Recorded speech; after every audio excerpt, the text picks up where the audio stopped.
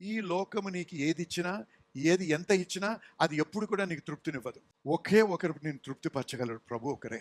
నీకు ఎంత డబ్బున్నా, ఎంత ఆస్తి పాస్తున్నా, మనం అనుకుంటాం డబ్బు ఉంటే అన్ని ప్రాబ్లమ్స్ సాల్వ్ అవుతాయి. డబ్బు ద్వారా చాలా ప్రాబ్లమ్స్ సాల్వ్ అవుతాయి. కానీ డబ్బు చేయలేనిది ఏంటో తెలుసా? నిజమైన ప్రేమను కొనలేదు.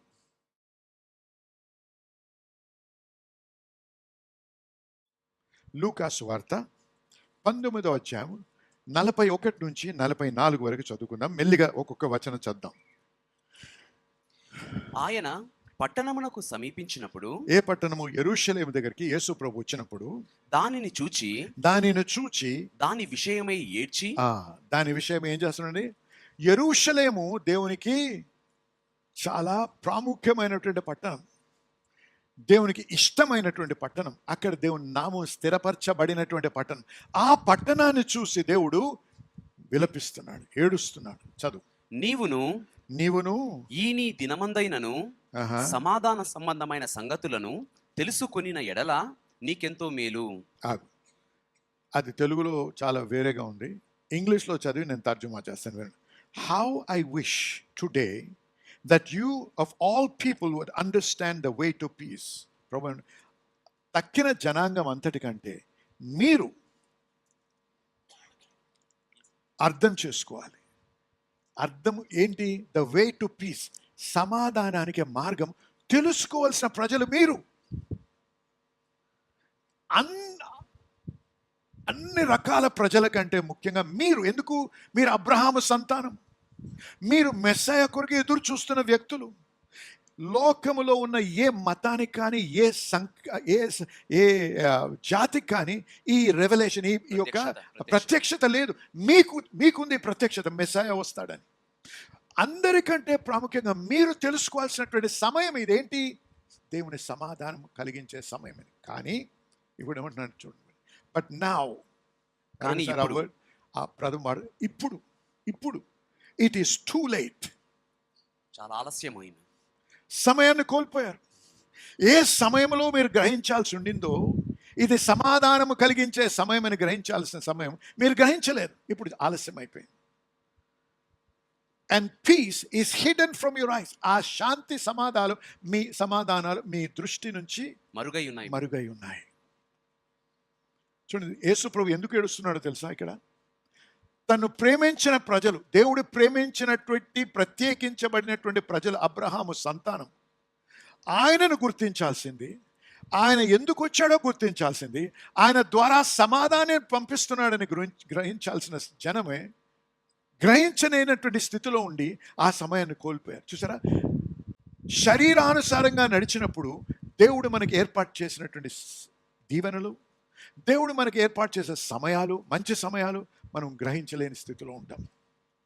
ఇందుకే ప్రార్థన అవసరం, ఇందుకే వాక్యం వినుట అవసరం, ఇందుకే వాక్యము ధ్యానించాలి ఒక క్రమములో. హల్లెలూయా, హల్లెలూయా. ఆత్మీయంగా బలపరచబడ్డం అనేది చాలా ప్రాముఖ్యమైనటువంటి విషయం. ఏదో మత పిచ్చి కలిగిన వారిగా ఉండడానికి కాదు. దేవునికి సన్నిహితంగా జీవిస్తూ, దేవుని స్వరమును వింటూ, దేవుని నడిపింపుని గ్రహించే బిడ్డలుగా ఉండాలి. హల్లెలూయా. దేవుని ఏమన్నాడు? అహాబ్కి వార్త పంపించాడు. అయ్యా, త్వరగా లేచి పరిగెట్టు, నీ రథం వెక్కి వెంటనే వెళ్ళు. ఎందుకు? I here the sound of abundance of rain. విస్తారమైన వర్షము పుట్టు ధ్వని వింటున్నాను అన్నాడు. విస్తారమైనటువంటి వర్షము యొక్క ధ్వని వింటున్నా. ఆగండి, ఒక మేఘం లేదు, ఒక థండర్ లేదు, ఉరుము లేదు, ఒక లైట్నింగ్ లేదు, మెరుపు లేదు. చూసారా? సహజంగా చూసినట్టయితే ఏ సూచన లేదు వర్షానికి. ఆయన మాట్లాడుతున్నాడు, ప్రకటిస్తున్నాడు. ఏమని? I here the sound of abundance of rain. విస్తారమైన వర్షం పుట్టు ధ్వని వింటున్నాను. విస్తారమైన వర్షం యొక్క ధ్వని వింటున్నాడు. ఎక్కడ వింటున్నాడండి? ఆత్మలో గ్రహిస్తున్నాడు. హల్లెలూయా. స్వరము వినలేదు, కంటికి కనపడలేదు, ఆత్మలో గ్రహిస్తున్నాడు. అది ఆత్మీయంగా జీవించడం అంటే, ఆత్మీయంగా బలపడడం అంటే, మనం వినకపోవచ్చు, చూడకపోవచ్చు, కానీ హృదయములో దేవుడు మనల్ని గ్రహిస్తాం. ఏంటి గ్రహిస్తాం? ఏది చెయ్యనై ఉన్నాడో మన కొరకు దేవుడు, ఏ ఏ రకంగా ఏ మార్గంలో నడవాలో గ్రహిస్తాం. ఎందుకు ఆ మార్గంలో నడవకుండా నేను నిశ్చయించుకుని నా శరీరేచ్ఛలకు తగినట్టు విధంగా నడిచినప్పుడు నాకు నేనే ఉచ్చులు వేసుకుంటాను, నాకు నేనే ఇబ్బందుల్ని సృష్టించుకుంటాను, నాకు నేనే అడ్డంకులు సృష్టించుకుంటాను. ఎందుకు? నా మనసుతో నా విశ్లేషణతో నేను ఒక మార్గాన్ని ఎన్నుకున్నాను కాబట్టి. అదే నేను దేవునికి అర్పించుకొని సమర్పించుకొని ఆత్మీయంగా ఎదిగినప్పుడు దేవుడి నడిపింపును దేవుని విధానాల్ని గ్రహించే స్థితికి వస్తాను. అందుకే ప్రార్థన చేయాలి. ప్రార్థన ఉట్టిగా నాకు ఇది ఇవ్వు ప్రభా, నాకు అది ఇవ్వు ప్రభా, నన్ను అక్కడ తీసుకెళ్ళి ప్రభా, నాకు ఇంత డబ్బు ఇవ్వు ప్రభా, నాకు ప్రమోషన్ ఇవ్వు, దానికి కాదు.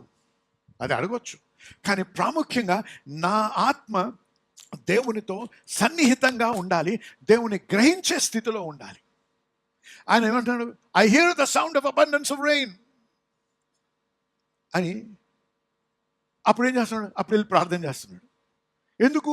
చిన్న మేఘం కూడా లేదు అక్కడ, చూసారా? కానీ ఆత్మలో గ్రహించగలిగాడు. దేవుడు ఏమి చేయని ఉన్నాడో అది గ్రహించాడు. అందుకే విశ్వాసముతో ఇప్పుడే అన్నాడు. ఏమన్నాడు?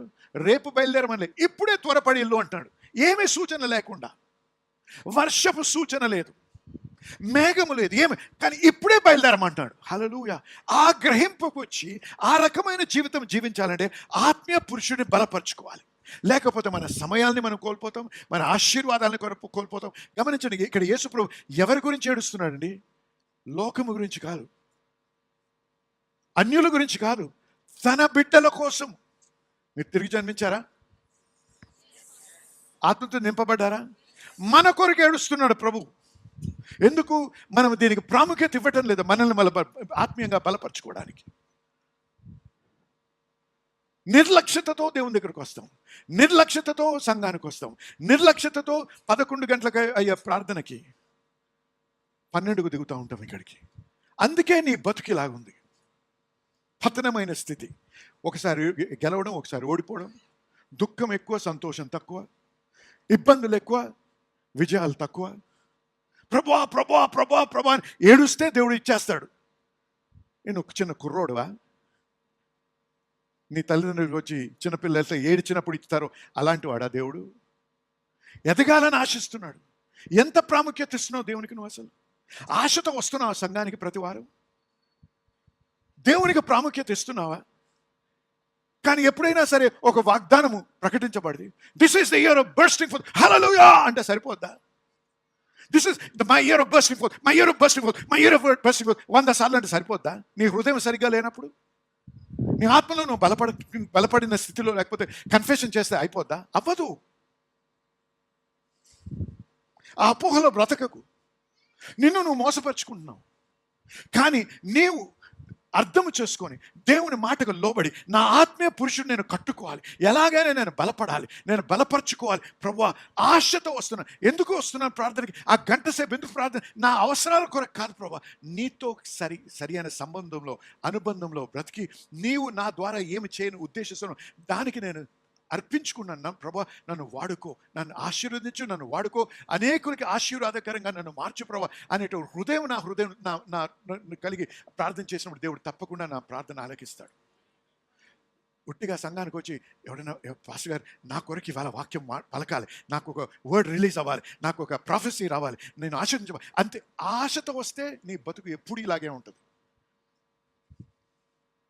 ఎందుకు? నీ ఉద్దేశం అంతా దేవుడు కాదు. డబ్బు వస్తే సరిపోద్ది, ప్రమోషన్ వస్తే సరిపోద్ది, వీసా వస్తే సరిపోద్ది, ఆ దేశానికి వెళ్ళిపోతే అయిపోద్ది. ఈ లోకము నీకు ఏది ఇచ్చినా, ఏది ఎంత ఇచ్చినా అది ఎప్పుడు కూడా నీకు తృప్తినివ్వదు. ఒకే ఒకరు నేను తృప్తిపరచగలరు, ప్రభు ఒకరే. హల్లెలూయా! నీకు ఎంత డబ్బున్నా, ఎంత ఆస్తి పాస్తున్నా, మనం అనుకుంటాం డబ్బు ఉంటే అన్ని ప్రాబ్లమ్స్ సాల్వ్ అవుతాయి. డబ్బు ద్వారా చాలా ప్రాబ్లమ్స్ సాల్వ్ అవుతాయి. కానీ డబ్బు చేయలేనిది ఏంటో తెలుసా? నిజమైన ప్రేమను కొనలేదు.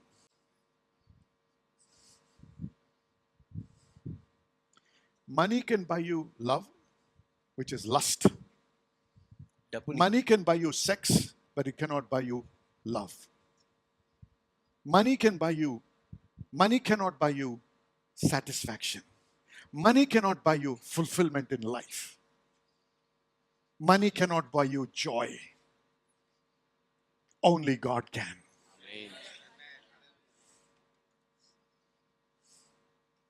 నిన్ను తృప్తిపరుస్తానన్నాడు ప్రభు.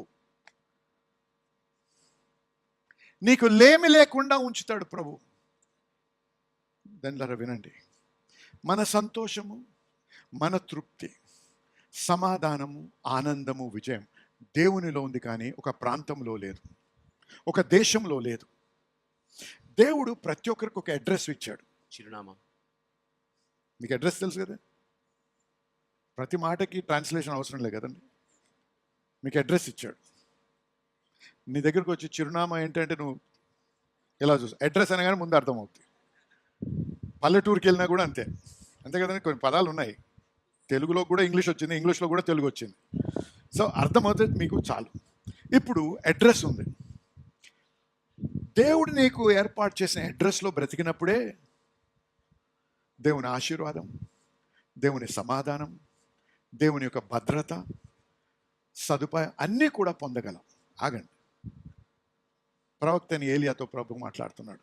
వెళ్ళి కేరేతు వాగు దగ్గర ఉంటున్నాడు. ప్రభువా, ఇక్కడ ఫ్యామిన్ అంటే కరువున్నప్పుడు వాగులో ఎక్కువ నీరు ఉంటుందా, నదిలో ఎక్కువ నీరు ఉంటుందా? యోర్దానికి వెళ్ళమని అని చెప్పండి ప్రభు. చేరేతన వాగు దగ్గరికి వెళ్ళి ఆ అరణ్యంలో దాక్కోమన్నాడు. కానీ విను, ఆ అడ్రస్కి వెళ్ళి ఆ ఇంట్లో బతుకుతేనే నేను పక్షులకి ఆజ్ఞాపించాను నీకు ఆహారం ఇవ్వాలి. నువ్వు అడ్రస్లో లేవనుకో, ఓటీపీ చెప్పలేవు. ఓటీపీ చెప్పకపోతే అమెజాన్ డెలివరీ ఇవ్వడు. అంతేనండి. ఓటీపీ అడుగుతుంది రేవెన్ వచ్చి, ఆ పక్షి వచ్చి. నువ్వు ఆ అడ్రస్లో, దేవుడు నువ్వు ఎక్కడ ఉండాలని నిర్ణయించాడు, అక్కడ ఉన్నప్పుడే దేవుని యొక్క సమాధానము, సంతోషము, సంతృప్తి, ఆశీర్వాదము, భద్రత ఇవన్నీ నువ్వు అనుభవించగలవు. అందుకే త్వరపడి అమెరికా వెళ్ళకు, తన్ని తరిమేస్తున్నారు. ఆస్ట్రేలియాకి పరిగెత్తకు, అదే గతి రావచ్చు. అక్కడ వెళ్ళొద్దంటలే, దేవుడు నడిపిస్తే వెళ్ళు. ఎందుకంటే ఆయన నడిపింపు ఉంటే ఎవడు నేను తరిమేయలేడు. ఆమె కానీ అది అక్కడికి వెళ్తే నా ప్రాబ్లమ్స్ అన్నీ, నా సమస్యలన్నీ తీరిపోతాయంటే నువ్వు అపోహలో బ్రతుకుతున్నావు. నీకు ఇంకా జీవితంలో అనుభవం లేదు. ఇంకా ప్రభు అంటున్నావు, కానీ నీ ఆశ అంతా ట్రంప్ గారు ఏమో చేస్తారేమో అని చూస్తున్నావు. మారుతుందేమో పాలసీ అని ఆలోచిస్తున్నావు. పాలసీ మార్చు. అటువంటి ప్రార్థన, దేవా నేను సరి అయిన స్థలంలో ఉన్నానా లేదా?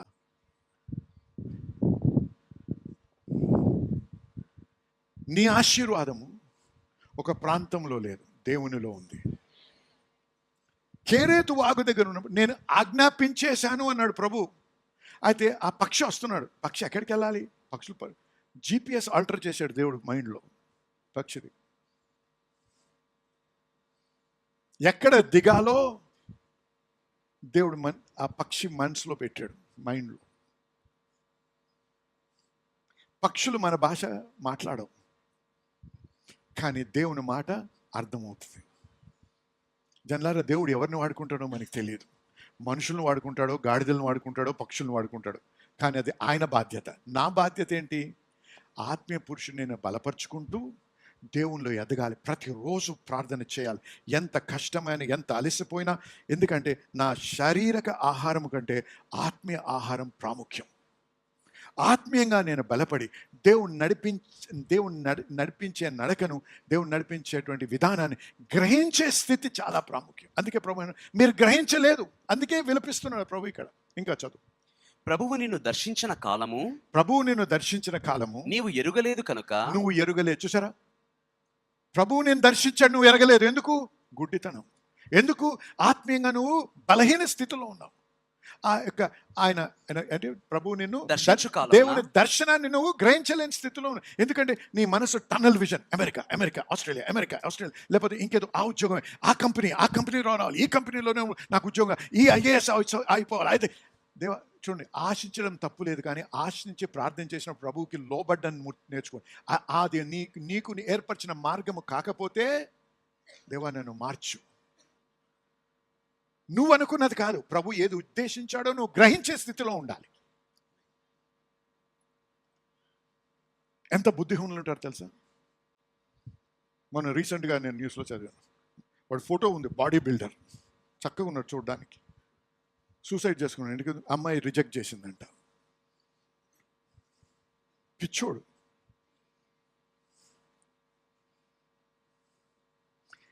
ఎప్పుడైనా అటువంటి రిజెక్షన్ వస్తే అమ్మాయి అయితే హల్లెలూయా దేవా వీడికంటే మంచోడు వస్తున్నాడని సంతోషించు. వీడు నాకు తగడు, అంతేగాని అనవసరంగా వెళ్ళి నీ ప్రాణం తీసుకోకు, బుద్ధిహీన రాదాకా. అలాగే మగవాడైనా అంతే. దేవుడు నీకు ఏది నిర్ణయించాడో అది జరగాలి. His plans are always better than my plans. ఆయన He makes everything beautiful in His time. ఆయన తగిన కాలమందు సమస్తమును రమ్యముగా చేస్తున్నాడు. Hallelujah. హల్లెలూయా, Hallelujah. హల్లెలూయా. చదువు. నీ శత్రువులు ఇప్పుడు వినండి, ఇది ప్రవచనం. దేవుడు ఎవరు? యేసు ప్రభు పలుకుతున్న ప్రవచనం. ఎందుకు? మీరు ఆత్మీయంగా గ్రహించలేని స్థితిలో ఉండి నేను ఏది చేయని ఉద్దేశించానో దాన్ని తిరస్కరించారు కాబట్టి ఏం జరగనే ఉన్నదో వినండి. నీ శత్రువులు నీ చుట్టూ గుమికూడి ముట్టడి వేసి అన్ని ప్రక్కల నిన్ను ఆపి నీలోనున్న నీ పిల్లలతోను నీతో ఉన్న పిల్లలను నిన్ను నేల కలిపి అంటే తొక్కేసి నీలో రాయి మీద రాయి నిలవకుండా అంటే కూలగొట్టి దినములు వచ్చునని చెప్పాను. దినములు వచ్చున్నాయి. ఎందుకో తెలుసా? చదువు.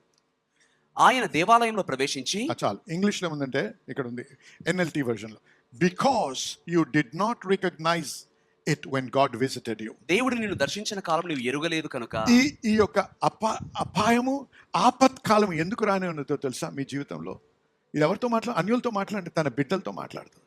ఎవరి గురించి అయితే విలపిస్తున్నాడు వారి గురించి. ఇవన్నీ ఎందుకు జరుగుతాయో తెలుసా? మీరు నేల కూల్చబడతారు, మీరు మీ బిడ్డలు. ఇటువంటి భయంకరమైన అనుభవం ద్వారా వెళ్తారు. ఎందుకో తెలుసా? Because you rejected. నీవు దర్శించిన కాలం ఎరుగలేదు కనుక. నీవు ఆ దర్శించిన కాలం చూసారు. నీ గుడ్డితనం, నీ చెవిటితనం, నీ బండపడ్డటువంటి హృదయం వలన గ్రహించలేని స్థితిలో ఉండి నేను దేవుని బిడ్డను క్రీస్తు నేను తిరిగి జన్మించ అంటున్నావు, కానీ ఓడిపోయినటువంటి సాక్ష్యం. ఇతరులు చూసి వీడిలో దేవుడు ఎక్కడున్నాడు ప్రశ్నించేటువంటి జీవితం. ఎందుకంటే పతనమైపోతానన్నాడు ప్రభు ఇక్కడ. ఎందుకు? ఇదంతా నేను ఆశించటం లేదు, అందుకే దుఃఖిస్తున్నాడు. మీరు ఎవరైతే ఆత్మీయంగా బలంగా ఉండి నేను వచ్చినప్పుడు నువ్వు గ్రహించి నేను మెస్సయానని తెలుసుకొని మీ సమాధానం కొరకు వచ్చానని మీరు గ్రహించలేదు కాబట్టి ఇటువంటి పతనాన్ని మీరు అనుభవించనే ఉన్నారు. జనులారా, భయంకరమైన దినాల్లో జీవిస్తున్నాం. దేశం మీద దేశం చూస్తున్నారు ఏమవుతుందో. రాత్రి నుంచి మొన్నటి నుంచి ఏది ఎప్పుడు ఎలా జరగనేదో మనకు తెలియదు. దుబాయ్ అని పరిగెడతారు. నేను మధ్యరాత్రి 2 గంటలకి మన సంఘస్థులు టెక్స్ట్లు పెడతా ఉన్నారు, మా చుట్టూ ఇటువంటివి జరుగుతున్నాయి, ప్రార్థన చేయండి. దేవునిలో ఉంటే నువ్వు ఎక్కడున్నా భద్రత ఉంటుంది. దుబాయ్లో భద్రత లేదు, అమెరికాలో లేదు, ఇండియాలో కూడా లేదు. దేవునిలో ఉంది. నువ్వు ఎక్కడ ఉన్నా దేవునిలో ఉండు. ముఖ్యంగా అందుకే ఆత్మీయంగా బలపడాలి. ప్రార్థన మానకండి దయచేసి. బైబిల్ చదవడము, ధ్యానించడం, వినడం మానకండి దయచేసి. నిజముగా మీరు దేవునిలో ఉండి నిజముగా విజయవంతంగా జీవించి సమాధానంతో ఎటువంటి పరిస్థితుల్లో ఉన్నా సమాధానంతో జీవిస్తూ సాతానుకు లోబడి సాతాను చేత మొత్తబడే స్థితిలో బతకూడదంటే దేవుని స్వరము వినాలి, దేవుని గ్రహించే స్థితిలో ఉండాలి. మన నేత్రాలు విప్పబడ్డా, మనోనేత్రాలు విప్పబడ్డాయి, అది ముఖ్యం. వచ్చే వారం చూసుకుందాం.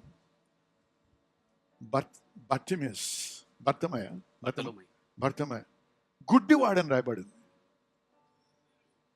కానీ మెస్సయాను గ్రహించగలిగాడు. జనులారా, మతపరముగా జీవించడం మానేయండి. ఎక్కడ ఉండాలో తెలుసా? ఎక్కడ వాక్యము సరిగ్గా ప్రకటించబడి మీరు మీ విశ్వాసంలో పురికొల్పించబడి సవాలు చేయబడి ఒక మంచి మార్గంలో నడిపిస్తున్నారో ఆ సంఘంలో నాటబడి ఉండాలి. ఏదో తల్లి సంఘం అని బతకండి. తల్లి సంఘం అనేది ఎక్కడ కూడా వాక్యంలో రాయబడి లేదు.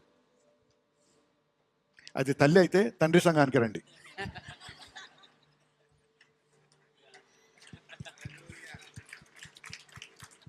హల్లెలూయా. జోక్ చేయటం నేను నిజంగా చెప్తున్నా. మీరు దీవించబడాలంటే ఈ మతము ద్వారా బంధించబడకండి. అయ్యా వెళ్ళక తప్పదండి. వారు చనిపోయినప్పుడు వారు ఎక్కడ పాతి పెడితే ఏమైంది? లేస్తున్నావు కదా నువ్వు, ఎలాగా ఆ నమ్మకం ఉందా లేస్తావని? ప్రభు వచ్చినప్పుడు లేస్తాడా లేవా? లేస్తామని నీ శరీరం ఏమైతే నీకెందుకు? ఎంతమంది దేవుని భక్తులు సముద్రంలో చనిపోయారు, వారందరూ లేస్తారు. క్రైస్తవులు నవంబర్ 1 ఎప్పుడు ఆల్ సోల్స్ డే అని ఎవరు పెట్టారో ఇది? నవంబర్ 2 ఆల్ సోల్ అందరూ ఆ రోజు సండే చర్చ్ మానేసి అక్కడ వెళ్తే శ్మశానానికి వెళ్తారు. అక్కడ ఏముందండి? ఏముంది అక్కడ? ఇప్పటికీ అది బూడిదైపోయి ఉంటుంది, ఎముకలు కూడా మట్టి అయిపోయి ఉంటాయి. ఏం చూడడానికి వెళ్తున్నారు అక్కడ? వారు అక్కడ యేసు ప్రభు దగ్గర తిరిగి జన్మించిన వారైతే ప్రభు దగ్గర ఆనందిస్తారు, నువ్వేమో శ్మశానానికి వెళ్తున్నావు. ఎంత బుద్ధిహీనత! అది మతం అండి. అది మర్చిపోమంటం లేదు ఆ జనులని. దేవా నీకు స్తోత్రం, మీరు ప్రేమించిన వ్యక్తులు మరణించి దేవునిలో ఉన్నారు, హల్లెలూయా, వాడిని నేను కలుస్తాను ఆశతో, ఆ నిరీక్షణతో బ్రతుకుతాం అంతే తప్ప ఆ సమాధుల దగ్గరికి వెళ్ళిపోతే ఏమీ ఉండదు.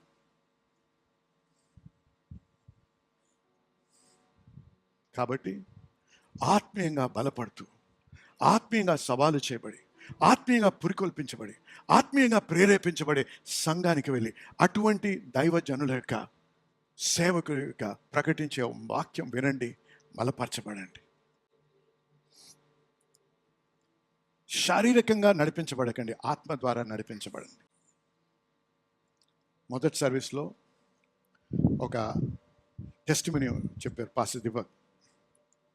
ఒక ఆమె సెకండ్రాబాద్ కుక్కట్పల్లి ఏరియాలో సంఘానికని వెళ్తే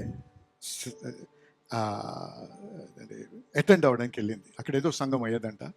వెళ్ళేటప్పటికి అక్కడ ఏమీ అవ్వటం లేదు, ఏమీ జరగటం లేదు. ఏంటబ్బా ఏంటి, ఎక్కడికి వెళ్ళాలి ఏమీ తెలియదంట.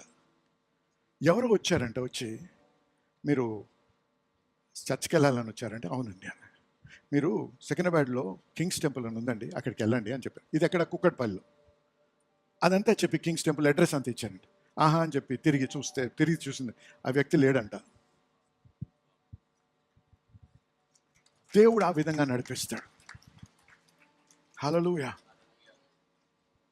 అలాంటి ఎన్నో సాక్ష్యాలు ఉన్నాయి. కలలో వచ్చామంట ఈ సంఘానికి వెళ్ళని చెప్పి. అంటే ఇదే గొప్ప సంఘం అని చెప్పడం లేదు, అనేక దైవజనులు ఉన్నారు.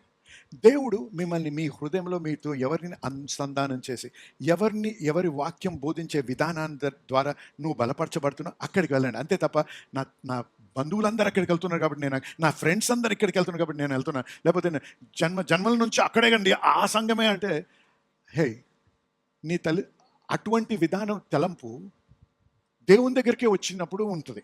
అదే కానీ మరి అటువంటి తలంపులోనే ఆలోచిద్దాం ఒకసారి. నీ తాత వెళ్ళిన స్కూల్కి ఎందుకు వెళ్ళవు నువ్వు? ఇంటర్నేషనల్ స్కూల్కి ఎందుకు వెళ్ళాలి మరి నువ్వు? ఒక్కసారి ఆలోచించండి. నేనే విమర్శించిన అంటే మిమ్మల్ని పురికొల్పుతున్నాను. మీ తండ్రి ఆ గ్రామంలో వెళ్ళాడు స్కూల్కి, నువ్వు ఎందుకు వెళ్తానులే మరి సిటీకి ఎందుకు రావాలి? నువ్వు అక్కడికే వెళ్ళు, అది తల్లి స్కూల్ అండి.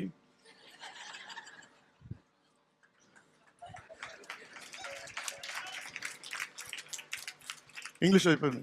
Revolution is progressive. ప్రత్యక్షత అనేది పురోగతితో ఉంటుంది. As the generations go, revelation increases. తరాలు ముందుకెళ్తుండగా ఏ రెవల్యూషన్ అయితే పాత జనరేషన్లో లేదు, పరిశుద్ధాత్ముడు కొత్తదంటే ఏదో బైబిల్ కొత్తది కాదు, బైబిల్లో ఉన్నది నూతనంగా తెలియపరుస్తున్నాడు దేవుని యొక్క భక్తుల ద్వారా. ఈరోజు లోకం ఇంకా గతించకపోతే 100 సంవత్సరాల తర్వాత కింగ్స్ టెంపుల్ ఉంటుందో లేదో తెలియదు. అప్పుడు కింగ్స్ టెంపుల్ నా తల్లి సంఘం అని రానక్కర్లేదు. ఎక్కడ దేవుడు మన ఆ జనాంగాన్ని నడిపిస్తున్నాడు వాళ్ళు బలపడడానికి అక్కడికి వెళ్ళాలి. కాబట్టి జనులారా వినండి, నేను ఎవరిని విమర్శించడం లేదు, మిమ్మల్ని ప్రోత్సహిస్తున్నాను, మిమ్మల్ని సవాల్ చేస్తాను. ఎక్కడ నువ్వు ఆత్మీయంగా బలపరచబడుతున్నావు? ఆత్మ గ్రహింపు లేకపోతే దీవించబడలేము. నమ్మిన వారు ఆమె చెప్పాలి. దీవించబడ్డారా? ఎవరు నేర్చుకున్నారా? ఇవాళ ఏం నేర్చుకున్న? క్రమశిక్షణ అవసరం. ఆత్మ పురుషునికే క్రమశిక్షణ అవసరం. ప్రతిరోజు ప్రార్థన చేస్తాను, ప్రతిరోజు వాక్యం చదువుతాను, ప్రతిరోజు వాక్యం వింటాను. వాక్యము ద్వారా నా ఆత్మీయ పురుషుని నేను బలపరుచుకుంటాను. వరకు విన్నటువంటి వాక్యంని బట్టి మీరు ఎంతగానో దీవించి ఆశీర్వదించబడ్డారని నమ్ముతున్నా. మరి మన దేవుడి యొక్క వాక్యం చూసినట్లయితే దేవునికి అసాధ్యమేది ఏది లే. మనము అనేక కష్టాలు, లేకపోతే అనారోగ్యాలు, లేకపోతే అనేక అవకతవకలు ఎదుర్కొంటా ఉంటాం. మన దేవుడు అద్భుతాలు చేసే దేవుడు కాబట్టి మీ కొరకు, మీ స్వస్థత కొరకు, మీ యొక్క ఇబ్బంది నుంచి విడుదల కోసం ప్రార్థించాలని ఆశిస్తున్నా. దయచేసి నాతో ఏకీభవించేటప్పుడు మీ చేయి ఒకటి కివి మీద పెట్టండి, ఒక చేయి మీకు ఎక్కడ బాధ ఉందో అక్కడ పెట్టండి. లేకపోతే కోర్టు కేసు అయితే ఆ పేపర్ తంటి ఆ పేపర్ మీరు చేయబెట్టండి. లేకపోతే ఇంకేదైనా అంశం అయితే దాని విషయంలో మీరు చేయించండి. ఇదంతా ఏంటంటే మనం విశ్వాసాన్ని విడుదల చేసే పద్ధతి. అంతేగాని టీవీలో శక్తి ఉందని కానీ, టీవీలో బలం ఉందని కానీ చెప్పడం కాదు. కానీ మన విశ్వాసాన్ని విడుదల చేసి విశ్వాసం ముందుకెళ్ళడానికి మార్గం. కాబట్టి దయచేసి నాతో ఏకీభవించని ప్రార్థించాలి. ఎందుకంటే అనేకమైన సాక్ష్యాలు వింటున్నాం. ఈ విధంగా ప్రార్థించినప్పుడు మరి దేవుని యొక్క కృపను బట్టి వంకరగా ఉన్న కాళ్ళు సరిగ్గా అదైతే కాకుండా ఎంతో కాలం నుంచి మరి బ్లాడర్లో ఉన్నటువంటి ప్రాబ్లం నుంచి ఒక వ్యక్తి సంపూర్ణంగా స్వస్థపరచబడ్డాడు. క్యాన్సర్ నుంచి, ఎయిడ్స్ నుంచి, రకరకాల రుగ్మతల నుంచి విడుదల పొందిన వారు సాక్ష్యాలు మేము వింటా ఉన్నాం. కాబట్టి ఈరోజు ఇది మీ తన, ఇది మీ సమయం, మీరు స్వస్థపరచబడే సమయం. కాబట్టి దయచేసి నాతో ఏకీభవించే పరిశుద్ధ దేవుడు మీకు పొందనాలు చెల్లిస్తున్నా. ఈ బిడ్డలో ఒక విశ్వాసంని బట్టి వారు ప్రార్థిస్తుండగా వారితో నేను ఏకీభవిస్తున్నా. మరి ఈ సమయంలో వారుకునే ఇబ్బందుల నుంచి వారు విడుదల అనుగ్రహించండి. ప్రతి విధమైనటువంటి రుగ్మత నుంచి, ప్రతి విధమైన ఆరోగ్యం నుంచి, ప్రతి విధమైనటువంటి సాతాను బంధకం నుంచి వారికి విడుదల కలుగును గాక యేసు నామములో. ప్రభువా, చర్మ వ్యాధి, కిడ్నీ ప్రాబ్లం అవ్వచ్చు, లేకపోతే హార్ట్ ప్రాబ్లం అవ్వచ్చు, లేకపోతే ఏదైనా సరే యేసు నామములో దాన్ని గద్దిస్తున్నాం ప్రభా. నాయన అది వర్టిగ్ అవ్వచ్చు, లేకపోతే మరి కాన్స్టెంట్ తలనొప్పులు అవ్వచ్చు. ఏదైతే నేను ప్రభా మీరు స్వస్థపరిచే యెహోవా ప్రభా, మీరు మాకు స్వస్థత అనుగ్రహించే యెహోవా రాఫా నాయన. కాబట్టి మీ పేరుట, మీ నామంలో ప్రార్థిస్తున్నాను ఆయన. మీ నామంలో ఈ యొక్క పరిస్థితుల్ని, ఈ యొక్క అడ్డంకుల్ని, ఈ యొక్క అనారోగ్యాన్ని యేసు నామంలో గద్దిస్తున్నాం ప్రభా. మరి ప్రతి వారు ఎవరైతే నాతో ఏకీపిస్తున్నారో వారందరికీ విడుదల పలుకుతున్నాను ప్రభా. వారందరికీ స్వస్థత కలుగుని గాకార పలుకుతున్నాను ప్రభా. మీ వాక్యానుసారంగా పలుకుతున్నాను. కాబట్టి వారి స్వస్థత నొందారని నమ్ముతున్నా ప్రభా. మీకు వందనాలు చెల్లిస్తున్నాం. మీకే మహిమ కలుగుని గాక. మరి ప్రభా, వీరు సాక్ష్యాలతో రావడానికి, మిమ్మల్ని గణపరచడానికి సహాయం చేయమని యేసు నామములో ప్రార్థించి వేడుకుంటున్నాము తండ్రి. ఆమేన్. దయచేసి వినండి. ప్రార్థించాం, నమ్మండి. ప్రార్థించినప్పుడు మీరు పొంది ఉన్నారని నమ్ముడి అన్నారు ప్రభు. నమ్మండి, దేవుని స్తుతించండి. ఆ నొప్పులు ఇంకా ఉండొచ్చు, కానీ అవి ఖచ్చితంగా మీరు మార్పు చూస్తారు. ఖచ్చితంగా స్వస్థతను అనుభవిస్తారు. కాబట్టి దయచేసి ఏకీభవించి మరి దేవుని స్తుతిస్తూ ముందు కొనసాగుదాం. మీరు స్వస్థపరిచి ఆ స్వస్థత పొందిన తర్వాత, ఆ విడుదల పొందిన తర్వాత, ఆ యొక్క ఉద్యోగం పొందిన తర్వాత, ఆ యొక్క సమస్యకు పరిష్కారం పొందిన తర్వాత దయచేసి మాతో మీ యొక్క సాక్ష్యం పంచుకోండి. మీతో కలిసి మేము సంతోషించాలని, దేవుని కనపరచాలని ఆశిస్తున్నాం. దేవుని మేము బహుగా దీవించుగాక. ఆమేన్.